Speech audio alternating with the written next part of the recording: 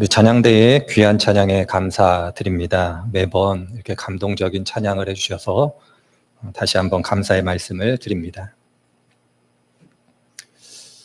저희들이 일상을 살아가다 보면 자주 사용하는 단어나 표현이 있습니다. 너무나 자주 사용하기 때문에 정확한 의미를 알지 못하고 사용하는 경우들이 종종 있습니다. 그저 다른 사람들이 사용하니까, 그리고 일상의 삶 속에서 사용되어지는 단어 혹은 표현이기 때문에 그 단어 혹은 표현이 어떤 의미를 갖고 있는지 잘 알지 못하고 사용할 때도 많이 있습니다. 가장 근본적이고 근원적인 표현의 의미를 몰라도 저희들이 이 세상에서 살아가면서 그 표현을 사용하는 데는 그다지 큰 문제가 없음을 또한 알고 있습니다. 예를 들자면 사회라는 단어가 있습니다. 저희들이 많이 사용을 합니다. 사회에서 살아간다 혹은 사회생활한다, 이렇게 많이 사용하는데, 사회라는 단어가 처음 사용되기 시작했을 때 그 단어가 가지고 있었던 의미는 잘 모릅니다. 사회라는 단어가 처음 시작할 때의 가장 근본적인 의미는 재산권과 참정권을 소유한 사람들이 모인 곳을 사회라고 했습니다. 재산이 없고 투표권이 없으면 사회의 일원이 아니었다, 이렇게 이해해 볼 수 있을 겁니다. 정치라는 단어도 저희들이 많이 사용합니다. 근래 정치의 계절이 되었습니다. 그래서 정치라는 단어를 많이 사용하고 있는데, 각자 나름대로 의미를 가지고 사용하지만 정치라는 단어가 가지고 있는 가장 근원적인 의미는 잘 모릅니다. 정치라는 단어가 갖고 있는 가장 근원적인 의미는 권력을 획득하고 그 권력을 유지하고 확산하고 행사하는 행위를 가르쳐 정치라고 표현을 합니다. 예를 들자면 무수히 많은 단어 혹은 표현을 예로 들을 수 있을 겁니다. 핵심은 저희들이 즐겨 사용하지만 그 단어, 그 표현이 가지고 있는 가장 기본적인 의미는 잘 모르고 사용할 때가 많이 있다는 겁니다. 어떻게 생각해 보면 저희들이 신앙생활에 가면서도 이와 같다 생각이 들어집니다. 저희들이 신앙생활에 가면서 교회 안에서 사용하는 많은 표현들이 있습니다. 사랑, 은혜, 은총, 구원, 구속.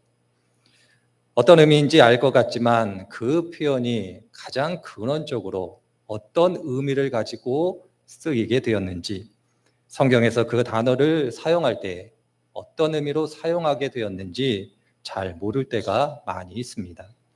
그러할 때 오늘 함께 읽은 말씀 가운데 오늘 우리들에게 주어진 성령 충만이라는 표현도 저희들이 즐겨 사용하지만 그것이 갖고 있는 원래적인 의미는 모르지 않는 표현이 아닐까, 이렇게 생각해 보게 되었습니다. 성령 충만이라고 표현되어지는 이 말씀의 가장 근원적인 의미는 저희들의 에베소서 1장 23절을 통해서 만물을 충만케 하시는 하나님의 충만이라는 이 말씀을 통해서 배우는 것처럼 구약 시대에 하나님께서 성전에 충만하게 임하시는 것을 의미합니다. 신약 성경으로 넘어와서 하나님의 성전은 내가 되었고 우리들이 되었다, 이렇게 가르칠 때 하나님께서 우리의 심령 가운데, 그리고 한 분 한 분들이 모이신 신앙 공동체 가운데 충만히 임하심으로 우리의 존재, 우리의 삶 가운데 하나님께서 영향력을 행사하시는 상태다라고 말씀드릴 수 있을 겁니다. 이 영향력은 우리의 삶을 온전히 다스리시고 인도하시는 것, 하나님의 뜻대로 모든 것을 행하시는 것을 가르쳐 성령 충만이다, 이렇게 이야기해 볼 수 있습니다. 그래서 오늘 함께 읽은 말씀은 우리들에게 술에 취하지 말고 성령에 충만하라, 이렇게 말씀하시는 이유가 여기에 있습니다. 저는 술에 취해 본 적이 한 번도 없습니다. 혹시 아시는 분이 계신다면 큰일인데, 드라마나 영화를 보면 술에 취하면 술이 그 사람을 이끌어 갑니다. 무슨 얘기를 하는지, 무슨 행동을 했는지, 술에서 깬 다음에 자기가 왜 그런 일을 했을까 후회하는 모습을 종종 보게 됩니다. 술이 그 사람을 지배하는 겁니다. 마찬가지입니다. 성령의 충만함을 따라 저희들이 살아가면 성령 하나님께서 우리의 의지, 우리와 생각과 달리 우리들을 주장하시는 것, 그렇게 이해하시면 성령 충만이 의미하는 바가 무엇인가를 정확하게 이해하신 겁니다. 우리의 신앙의 선배들은 이것을 가르쳐 하나님 존전에서 살아가는 것이다, 이렇게 이해했고, 조금 더 구체적으로 신앙의 선배 가운데 한 분은 매일 우리들이 일상의 삶 속에서 우리의 삶과 인격으로 하나님을 증언하는 것이다, 이렇게 표현하기도 했습니다. 그러할 때 저희들이 성령 충만을 따라 살아가는 것, 그것은 신앙에 있어서 선택이 아니라 필수다라고 이야기해 볼 수 있습니다. 그럼에도 불구하고 저희들이 신앙의 길을 걸어가다 보면 성령 충만과는 멀게 되는 그러한 일들을 종종 경험하거나 느끼게 됩니다. 저희들이 성령 충만하지 못한 이유는 가장 근원적인 것은 죄의 문제이겠습니다마는 죄와 멀리 떨어져 있는 신앙 안에 있는 사람들, 열심을 다하여 믿음의 길, 신앙의 길을 걸어가는 그리스도인들에게 있어서도 성령 충만하지 못할 때가 종종 있습니다. 그 이유를 가르쳐 성경은 우리들이 성령 충만을 원하지 않기 때문에 그런다라고 이야기하고 있습니다. 열심을 다하여 믿음의 길, 신앙의 길을 걸어가지만 그럼에도 불구하고 성령 충만은 원하지 않는 것, 그것이 우리의 문제다라고 성경이 이야기하고 있습니다. 제가 이렇게 말씀을 드리면 한 분 한 분들께서 반문하실 겁니다. 아니요, 나는 성령 충만을 위하여 하나님께 기도하고 간구하고 원하고 있습니다. 나는 성령 충만하기를 바랍니다. 이렇게 반문하실 겁니다. 그럼에도 불구하고 제가 조금 전에 말씀드린 것처럼 성령 충만이라는 것이 갖고 있는 의미를 안다라면 우리들이 성령 충만을 원하지 않는 이유도 발견할 수 있습니다. 솔직히 저희들 하나님을 믿어가면서 하나님께 이러한 마음의 소원을 가지고 있습니다. 우리들이 필요할 때 하나님께서 우리의 필요를 채워주시고, 우리가 도움이 필요할 때 하나님께서 도와주시고, 능력과 은사와 은혜가 필요할 때 그것을 주셨으면 좋겠다, 그렇게 하나님을 향한 소원을 가지고 믿음의 길을 걸어갑니다. 그럼에도 불구하고 마음 한편에는 거기까지 하나님께서 그렇게 채워주시고 도와주시고 함께해 주시는 것은 고마운데 내 삶에 개입하고 간섭하지는 않으셨으면 좋겠다라는 마음을 가지고 신앙의 길을 걸어갑니다. 하나님께서 내 삶에 개입하시고 간섭하시면 신앙의 여정이 참 힘겨워집니다. 하나님께서 우리의 양심 가운데 말씀하시고 이렇게 해라 저렇게 해라 깨닫게 하시고 이렇게 하라 저렇게 하라고 하셨을 때 그것을 행하지 않을 때에는 또 마음에 근심을 주시는 분이 하나님, 매 순간순간마다 이것이 아니고 저것이다, 저것이 아니고 이것이다, 이렇게 우리의 삶 가운데 개입해 들어오시기 때문에 그것은 바라지 않는 신앙의 모습이기도 합니다. 하나님께서 도와주시는 것은 고맙고 하나님께서 은혜를 베풀어 주시는 것은 고마운데 내 삶은 어느 정도 내 마음대로 살아보고 싶습니다, 이런 마음을 가지고 있는 것이 우리의 모습이기도 합니다. 진지하게 믿음의 길, 신앙의 길을 저희들이 생각해 보면 하나님의 도우심은 바라지만 하나님의 개입과 간섭은 바라지 않는 내 모습을 발견하게 됩니다. 그것이 바로 하나님께서 우리들에게 말씀하시기를 성령 충만하지 못한 이유 중에 하나이다. 죄로부터 멀어져 있고 죄를 멀리하고 신실하게 성실하게 믿음의 길을 걸어가는 사람들도 성령 충만하지 못한 이유가 여기에 있음을 우리들이 배워야 할 것입니다. 그런 의미 속에서 하나님은 우리들에게 말씀하십니다. 성령 충만은 너희들이 선택해야 되는 것이 아니라 반드시 필요한 거다라고. 성령 충만하지 않으면 우리들이 믿음의 길, 신앙의 길을 걸어갈 수 없다라고 그렇게 말씀하십니다. 그래서 저희들은 이러한 말씀을 듣고 읽어갈 때에 마음 한편에 이런 생각을 또한 하게 됩니다. 그래, 신앙의 기초이고 신앙의 기본이니 하나님께서 성령 충만하라고 하시니 성령 충만해야지, 이런 마음을 가지고 신앙의 열심을 내보게 됩니다. 그러면서 어떻게 하면 우리들이 내가 성령 충만할 수 있을까 고민하며 이렇게 생각을 합니다. 내 자신을 비우고 죄를 회개하고 하나님을 인정하고 전적으로 순종하면 될 것이다, 이렇게 생각하고 이렇게 신앙의 길을 걸어갑니다. 좋은 태도이고 좋은 신앙의 모습입니다. 그런데 중요한 것은 저희들이 이렇게 열심을 다하여 믿음의 길을 걸어간다고 하여 성령 충만을 얻을 수 있는 것은 아니라는 겁니다.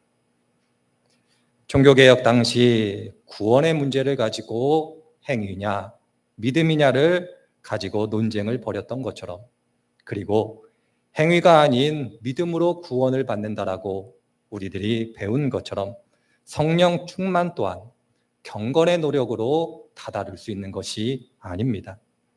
경건의 노력이 의미 없다라고 말씀드리는 것이 아니라 그것이 소중하고 값진 것이로되 그것으로 성령 충만이라는 것에 다다를 수 없다라는 겁니다. 저희들이 조심하지 않으면 구원에 관해서 율법주의에 빠지는 것처럼 성령 충만에 관해서도 율법주의에 빠질 수 있게 되는 겁니다. 성령 충만은 우리의 경건의 노력으로 획득되어지는 것이 아니라 하나님께서 그의 사랑하는 사람들에게, 자녀들에게 주권적 은혜로 허락하는 것이 성령 충만이다라고 우리들은 먼저 인정해야 할 것입니다.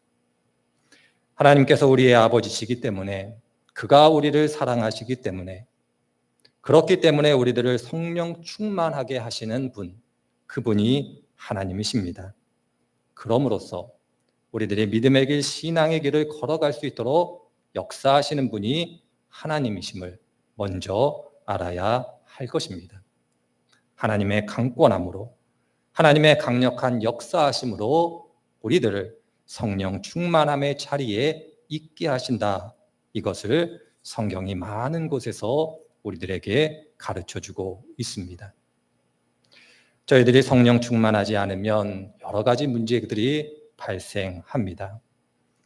가장 대표적인 특징, 하나님을 열심히 믿고 신앙에 열심을 내매도 불구하고 저희들이 성령 충만하지 않으면 갖게 되는 가장 대표적인 모습이 있습니다. 그 모습이 무엇이냐면 하나님의 말씀에 닳고 달아 은혜의 면역이 되는 겁니다. 하나님의 말씀을 들어도 감동이 없고, 울려 퍼지는 찬송을 들어도 감동이 없고, 하나님의 말씀을 읽어도 감동이 없는 상태, 머리로는 알고 그 말씀이 어떤 의미를 갖고 있는지도 알고 그 말씀이 우리들에게 무엇을 하는지도 알매도 불구하고 전혀 우리의 마음에 와닿지 않는 것, 바로 그것이 성령 충만하지 않으면 저희들이 갖게 되는 가장 대표적인 모습 중에 하나입니다.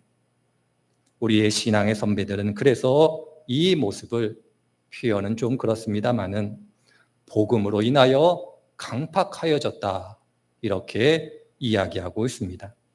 죄를 통하여 강팍해진 것이 아니라 복음으로 인하여 강팍해진 것, 하나님의 말씀, 하나님의 은혜, 하나님의 사랑에 결코 감동하지 않는 상태, 이것이 바로 성령 충만하지 않은 우리의 모습임을 성경이 이야기하고 있습니다.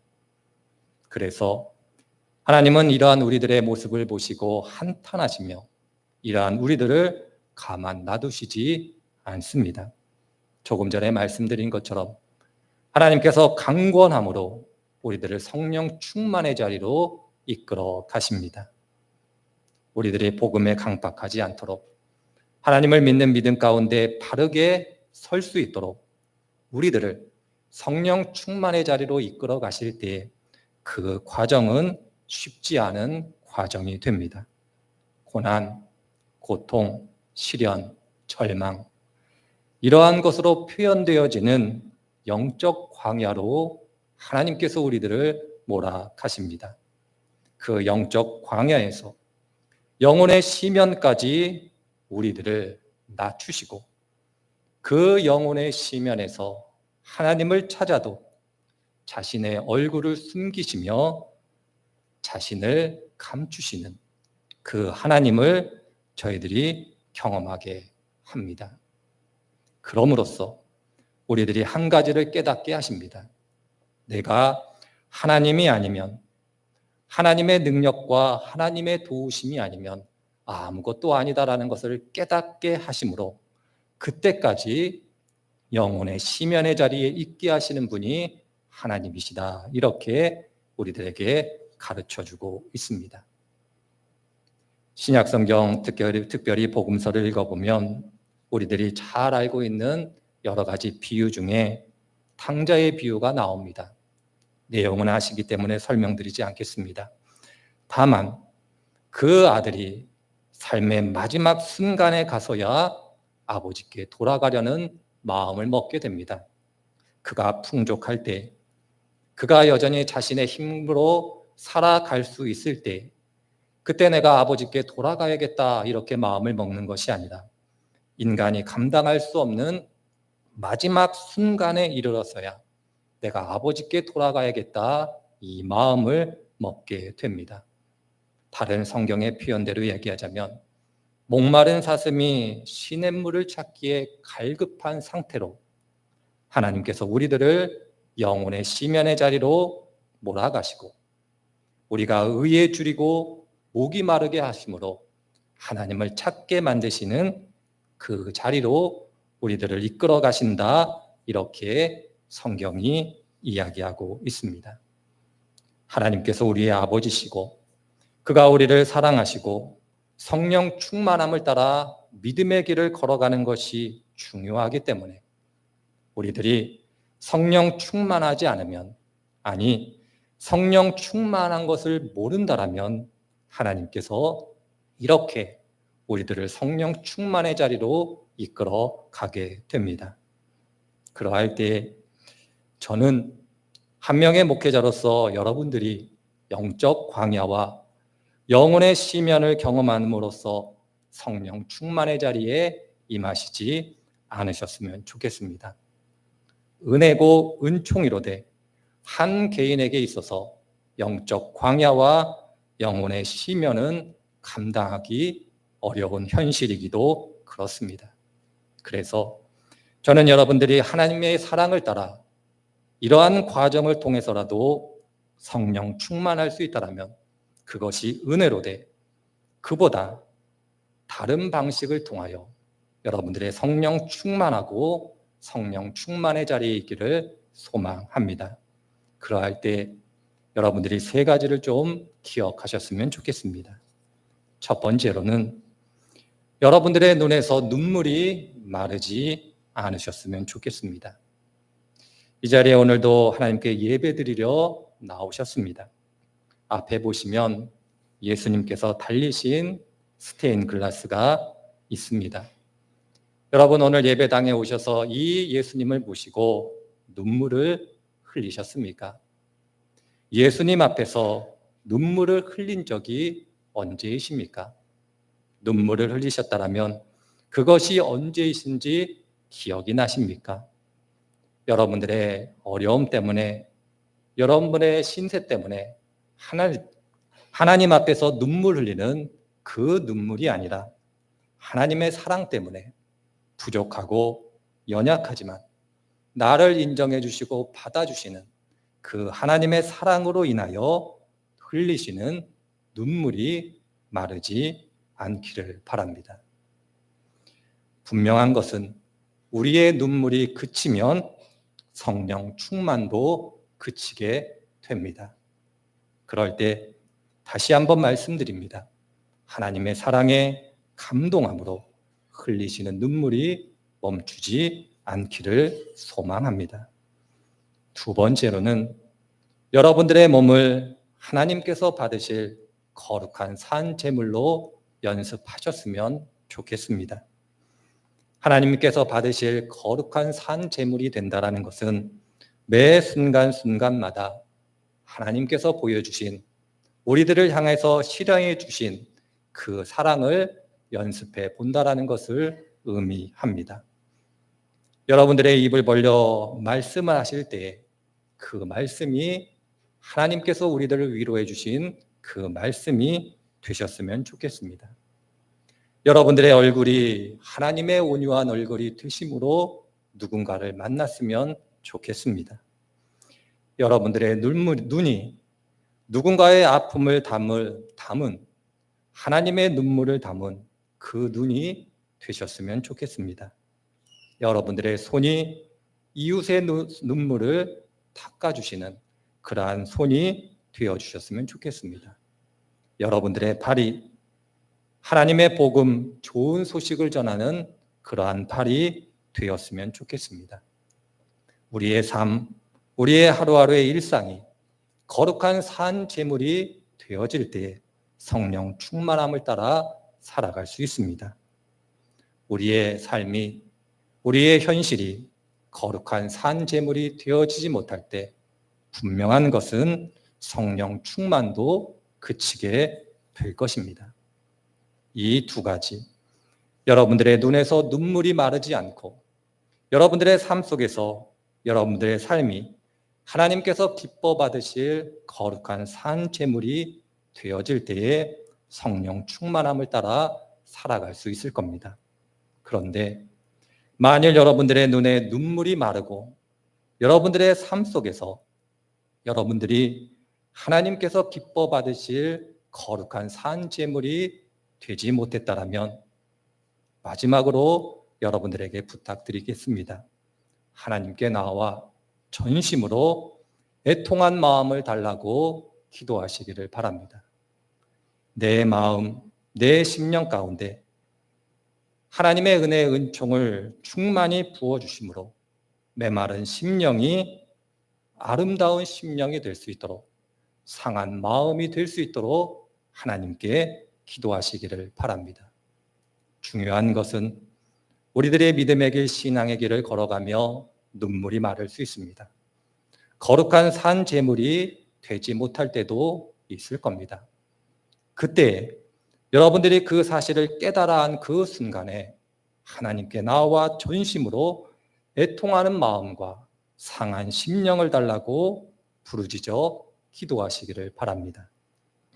예수님께서 누가복음 18장을 통해서 우리들에게 비유로 말씀하고 계십니다. 불의한 재판장이 있다. 하나님을 두려워하지 않는 재판장이 있는데 한 과부가 와서 너무나 번거롭게 한다. 그랬을 때 그 재판장이 그 과부의 요청을 들어주는 것을 너희가 알지 못하느냐? 하나님께서는 너희의 기도에 응답해 주실 거다. 이렇게 말씀하고 계십니다. 이에 더하여 예수님께서 또 우리들에게 뭐라고 말씀하십니까? 불의한 아버지가 있다. 그 불의한 아버지도 자기의 자식이 좋은 것을 달라고 하면 가장 좋은 것을 주는 것을 너희들이 알지 못하느냐? 하물며 하늘에 계신 너희 아버지께서 성령을 달라고 하면 그 기도에 응답하지 않겠느냐? 이렇게 말씀하시는 예수님의 말씀을 기억하실 겁니다. 상한 심령을 위하여, 애통하는 마음을 위하여 간절히 기도하면 하나님께서 응답해 주실 겁니다. 우리의 길, 우리의 믿음의 길이라는 것은 한 사람 한 사람이 하나님이 부르시는 그날까지 성령 충만을 따라 살아가는 길입니다. 하나님께서 내 삶을 온전히 다스리시고 내 삶을 통하여 하나님의 온전한 뜻이 이루어지는 것, 내 생각, 내 계획이 아닌 하나님의 생각과 계획이 이루어지는 것, 그것이 믿음의 길입니다. 이러할 때에 다시 한번 말씀드립니다. 한 분 한 분들의 눈에서 눈물이 마르지 않기를 바랍니다. 여러분들의 삶의 자리 속에 한 분 한 분들께서 여러분들의 몸을 하나님께서 기뻐 받으시는 거룩한 산 제물로 드리시기를 바랍니다. 첫 번째, 두 번째, 이 모든 것이 해당되어지지 않는다라면 하나님께 나와 진심으로 애통하는 마음과 상한 심령을 위해서 기도하시기를 바랍니다. 그러하면 우리들이 영혼의 시면을 경험하지 않고서도 항상 하나님 앞에서 성령 충만하게 살아가실 수 있으실 겁니다. 이를 위하여 오늘도 하나님께서 여러분들을 부르시고 이 자리 가운데 함께 해주심을 기억하시는 복된 분들이 되시기를 주의 이름으로 축원을 드립니다.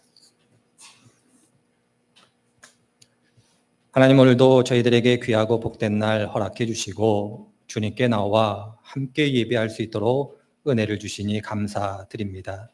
오늘 주신 말씀 기억할 때에 성령 충만함을 따라 살아가게 하실 때에 그 큰 은혜를 저희들이 소망하고 소원하오니 하나님께서 은혜를 베풀어 주옵소서.